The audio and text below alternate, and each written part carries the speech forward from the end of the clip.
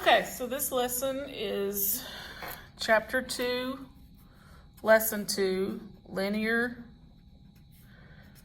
Relations and Functions. So we're going to do a couple things in this first part. The first thing we're going to do is we're going to look at horizontal and vertical lines.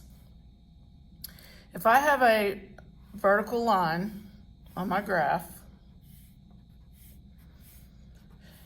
that means it crosses, because it's vertical, that means it crosses, so I'm going to do it right here, positive 2. Give me a ruler. I'm not drawing very straight, so I need a ruler. So if I have a line here at 2 on the x-axis, so what that means is if this, I plotted this point, would be 2, 0. If I went up, this point is 2, 2. Say I do a point here. This point is at 2, negative 1. So you notice that all your x coordinates are 2.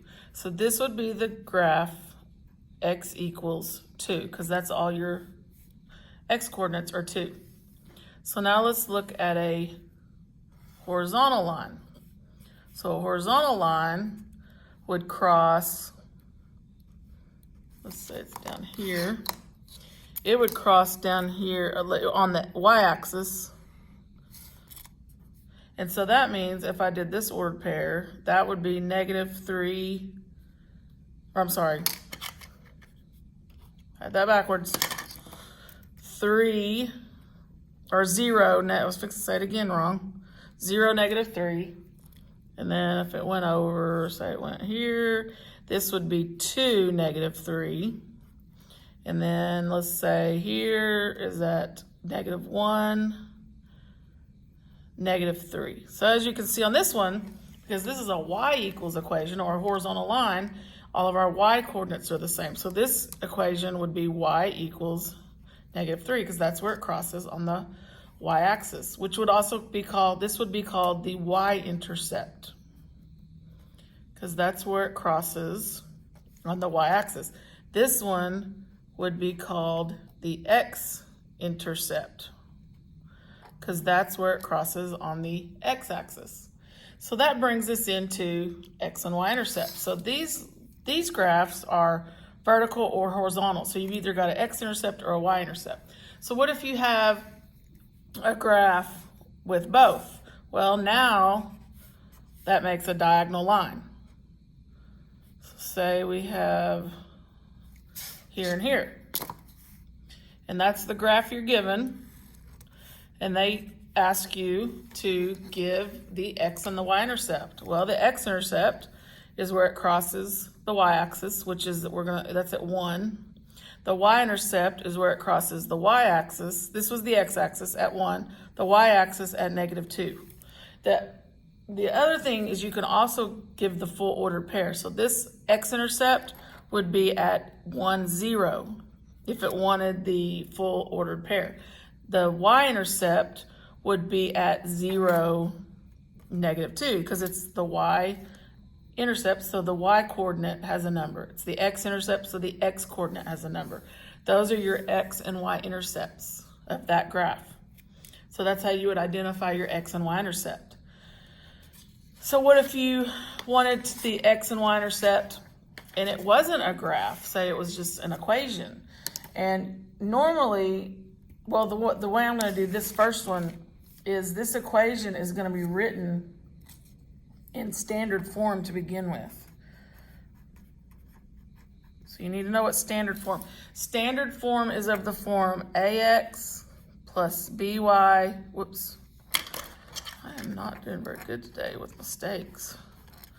By and sloppy handwriting. By equals constant c. So if I need the x and y-intercept, remember, go back to this picture, if I need the x-intercept, remember when we did the x-intercept in this picture that we just did, the x-coordinate had a number, but the y-coordinate was 0.